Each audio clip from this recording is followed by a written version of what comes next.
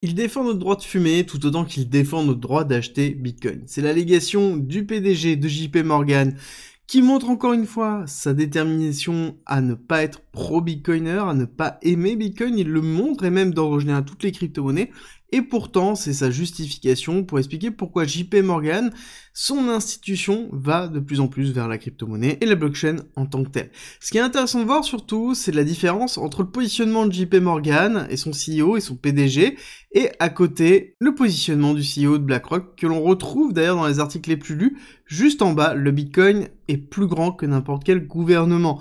Ça, c'est le positionnement du CEO de BlackRock qui a lancé ses ETF, justement, BTC, on va en parler tout à l'heure. Bonjour, c'est Cryptolyse, j'espère que vous allez bien en ce 13 mars 2024. On se retrouve aujourd'hui pour forcément parler crypto-monnaie, pour parler Bitcoin.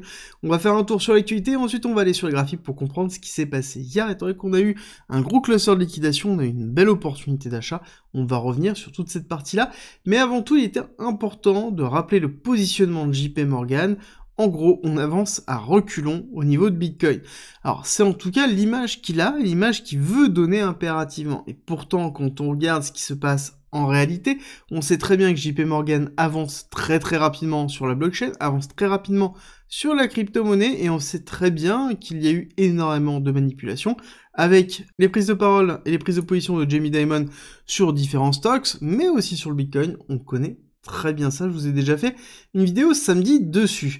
À côté, nous avons CoinShare qui, quant à lui, se dit qu'en effet, les ETF sont quand même bien sympas et il est en train d'acheter la partie ETF du géant Valkyrie, très important pour pouvoir s'étendre aux USA, à savoir que la complexité de la création des ETF, c'est pas tant la complexité technique, c'est la complexité de réglementation. Rien de mieux que d'acheter la partie qui est déjà réglementée et qui est autorisée à pouvoir exécuter des ETF. Mais concrètement, si on reprend et qu'on continue à parler de Bitcoin, que représente l'ETF Valkyrie dedans? Si on regarde, hop, on va se déplacer ici, on voit que c'est pas grand chose, hein. C'est à peu près 5000, 6000 Bitcoin, donc c'est vraiment très faible par rapport à ce que l'on connaît. Valkyrie, c'est la petite ligne bleu foncé que vous voyez ici, hein. Vraiment toute petite quand on compare en fait tout le reste. Et oui, les ETF prennent de plus en plus de place, on va dépasser les 10 milliards d'inflow, donc de nouvelles liquidités qui achètent du Bitcoin grâce aux ETF, et on est à 58 milliards de capitalisation totale. Quand on regarde les journées de lundi et la journée d'hier, c'est très intéressant de voir que on continue à être dans un flux positif. 300 millions pour lundi, 400 millions pour hier, pour mardi. Très important de noter qu'on a toujours Grayscale, hein, qui est en train de liquider 285 millions et 539 millions, c'est énorme. Et quand on regarde en fait la vitesse à laquelle ça diminue, on était sur un BlackRock, pour rappel, qui était à 600 000 BTC et qui se retrouve maintenant à 389 000. Et jusqu'à quand ils peuvent continuer à vendre? Combien de temps ça va prendre pour que en fait la pression baissière amenée par Grayscale s'arrête? S'ils continuent à ce rythme-là et qu'on souhaite vraiment qu'ils arrivent à zéro, il va falloir 12 semaines, exactement 3 mois. Par contre, j'ai tendance à penser qu'on n'aura pas la liquidation totale de Grayscale Capital, on aura des personnes qui resteront dans Grayscale Capital, donc je vise la target des 200 000 BTC, 150 000, allez on va dire 100 000 maximum, donc on a à peu près 2 mois de pression baissière assez intense encore au niveau de Grayscale Capital. Ça sous-entend que dans 2 mois, on aura passé le halving, on aura la pression baissière de Grayscale Capital qui s'arrêtera, donc on aura la véritable force des inflows qui rentreront dans les autres ETF, et à ce moment-là, on aura un véritable repricing event, et c'est vraiment ce qu'il va falloir attendre au niveau de l'impact réel des ETF Bitcoin, parce que c'est en train de changer tout simplement le cycle. Je vous ai fait une vidéo samedi, je vous le rappelle. Et en parlant de rappel, si vous aimez mon contenu, c'est très simple pour me soutenir, il suffit de liker, partager, et surtout vous abonner si ce n'est pas déjà fait. Ça m'aide énormément et surtout, ça me fait très plaisir. Et on continue dans notre analyse. Et oui, les ETF sont absurdes actuellement. En effet, le succès et l'inflow qui est en train d'avoir choquent absolument tous les analystes, que ce soit de la finance traditionnelle ou que ce soit les analystes crypto. En effet, quand on regarde les afflux financiers, plus de 500 000 en moyenne en inflow positif, si on retirait Grayscale, on serait quasiment à 1 milliard par jour d'inflow positif. Et c'est quelque chose qui n'a jamais été vu aussi dans les ETF, donc c'est-à-dire qu'il y a une véritable demande, il y a un véritable besoin à Bitcoin, il y a un véritable besoin à avoir un ETF spot Bitcoin, donc c'est plutôt positif. Surtout quand on regarde un petit peu ce qui est en train de se passer au niveau de la réglementation en Europe, dans lequel on se retrouve comme en Angleterre avec des lois qui permettent de bloquer les cryptos directement, bloquer les cryptos que ce soit sur des exchanges ou que ce soit par exemple à travers un smart contract. Je rappelle que Tether et Cycle sont des sociétés qui peuvent bloquer vos USDT ou vos USDC si jamais c'est demandé grâce à leur smart contract et leur centralisation. Ne l'oubliez jamais, ça c'était un petit point critique qu'il faut garder en tête. Dans les points positifs, nous avons Etherfi, donc un gros acteur du liquid restaking, qui a la probabilité d'être un des narratifs de ce bull run. Le principe du liquid restaking, c'est de prendre vos Ethers, de les mettre dans un protocole comme Etherfi, utiliser un autre protocole derrière qui s'appelle EigenLayer pour pouvoir protéger d'autres blockchains tout en protégeant Ethereum. Alors Vitalik Buterin est plutôt contre la notion de restaking. Là, on est dans le liquid restaking, donc une phase supérieure au restaking. À voir ce que ça va donner. En tout cas, je pense que ça va avoir une valorisation qui va être assez folle, étant donné qu'il y a un véritable besoin dessus et qu'il y a une véritable spéculation autour de ce narratif-là. N'hésitez pas à me rejoindre sur Twitter. Par exemple, hier, j'ai posté tout simplement une liste de cryptos dans lequel on peut avoir une valorisation autour du DePIN, l'infrastructure décentralisée, pour remplacer le besoin de GPU pour l'intelligence artificielle, pour combler justement Nvidia. C'est directement sur mon Twitter si ça vous intéresse. N'oubliez pas de rejoindre. L'événement important macro d'hier, c'était 13h30, l'IPC très important dans lequel on est passé à 3,2, une inflation qui remonte, oui, plutôt néfaste, oui, mais je vais vous expliquer pourquoi le S&P 500 n'a absolument pas bougé, vous allez voir que c'est très simple. Juste petit point au niveau des élections US, on voit que Trump a gagné le camp républicain, et donc ce sera Biden versus Trump, voir s'il y a un véritable changement de ce côté-là. Si Trump gagne, on a quand même au niveau du Bitcoin un véritable support qui arrivera, versus ce qui se passait avec Biden, dans lequel on a eu des grosses complications au niveau de la réglementation et au niveau de la pression sur toutes les entreprises crypto. On rappelle ce qui s'est passé avec SVB et Signature Bank, où la crypto était le vilain petit canard. À côté, nous avons le S&P 500 du coup qui n'a pas du tout réagi négativement à cette inflation, même plutôt très positivement, alors que la Fed attend des signaux forts que l'inflation se dirige vers 2% pour pouvoir faire ses pivots, et on voit que le S&P 500 s'en fiche absolument et continue à pousser.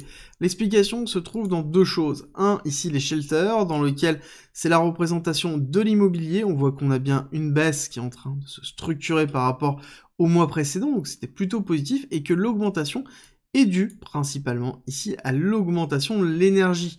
Et c'est plutôt logique, du coup, quand on regarde ça, on sait qu'on a quelque chose qui est très volatile avec l'énergie, et qui est plus ou moins contrôlable au niveau des différentes évolutions, et le marché sait très bien que ça, on peut moduler tant qu'on n'a pas un enflammement généralisé au niveau de l'énergie, chose qui n'arrivera pas avec les prévisions de la Chine actuellement. Et forcément, tout le monde regarde ce qui se passe sur le pétrole, et on voit qu'on est plutôt dans une zone de résistance, et qu'on est tout simplement ici dans une grande zone de ranging. Donc oui, on peut monter jusqu'à 86, comme redescendre, ce sont des phases, mais ça n'impactera pas, en fait, la probabilité de redescendre vers les 2% au niveau de la Fed. C'est pour ça que ça a eu très peu d'impact. Au niveau BTC, très gros impact. Par contre, nous, on est toujours au niveau des 72 000 $ sur le CME, ce qui est plutôt positif. Ce qui va être très important, ça va être la clôture weekly. Je vous le rappelle, il faut vraiment clôturer au-dessus des 70 000 cette semaine. On n'est que mercredi, on a le temps, en fait, pour faire cette clôture-là.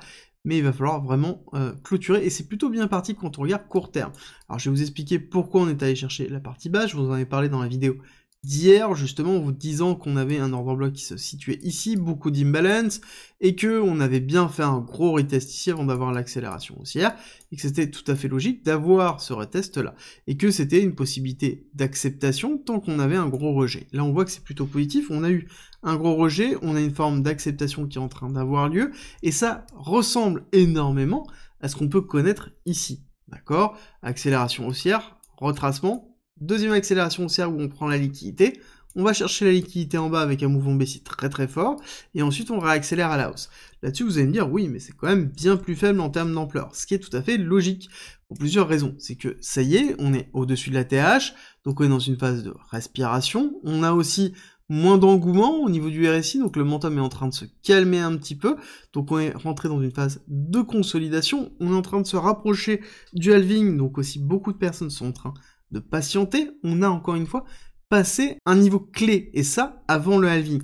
Donc forcément, on peut avoir une forme de respiration qui a lieu par une diminution de la volatilité, qui ne veut pas dire qu'on ne va pas continuer à pousser, ça ne veut pas dire qu'on va faire un ranging comme ça, ad vitam aeternam en attendant le halving. Non, mais c'est exactement ce que l'on représente, parce qu'on a déjà connu dans les cycles précédents, dans lequel après, une fois qu'on a eu cette phase d'accélération ici, on a une phase de consolidation avant d'avoir une réaccélération.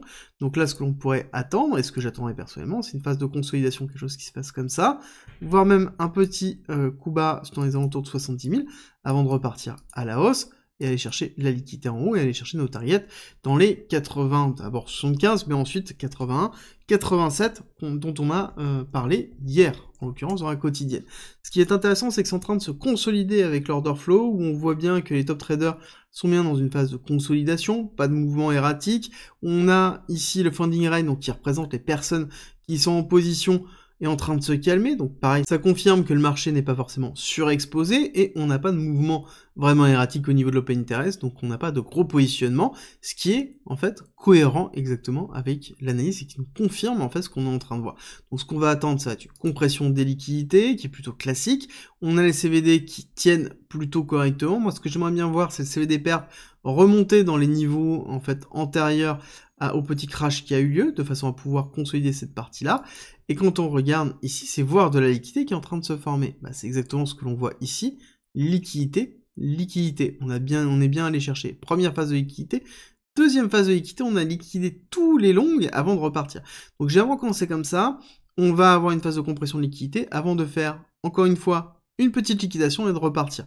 On nettoie le train avant de pouvoir repartir et c'est vraiment symptomatique. Une tendance en bull run, et généralement quand on a cette consolidation de liquidité, c'est là où on voit beaucoup d'alts qui étaient plutôt stables repartir à la hausse. C'est exactement ce que j'expliquais dans le groupe privé hier, qu'il y allait avoir des opportunités pour aller saisir des altcoins, et c'est exactement ce qui s'est passé. On est allé recharger énormément d'altcoins pour pouvoir profiter de cette accélération court terme, et justement c'est dans ces phases où on doit pouvoir faire la rotation de capital pour pouvoir continuer à s'exposer, renforcer des positions déjà existantes. Et d'ailleurs, je vous rappelle qu'en description et en commentaire, vous avez toujours une stratégie simple, 100% gratuite, qui vous explique comment acheter, comment vendre, et surtout comment traiter les différentes phases de ce marché. Et c'est en commentaire et en description, toujours 100% gratuitement.